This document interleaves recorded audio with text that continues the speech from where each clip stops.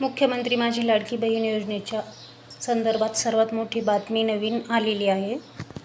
April महिन्याच्या हप्त्यात महाराष्ट्र सरकारने खूप मोठा बदल केलेला आहे. ज्या महिला नमो शेतकरी योजनेसारख्या इतर कोणत्याही सरकारी योजनेचा लाभ घेत आहेत, त्या लाडक्या बहिणींना आता फक्त 500 रुपये मिळणार आहेत.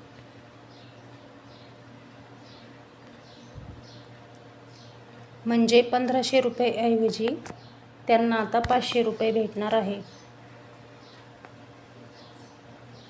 राज्यात एकूण 8 लाख महिला नमो शेतकरी योजनेचा लाभ घेत आहेत.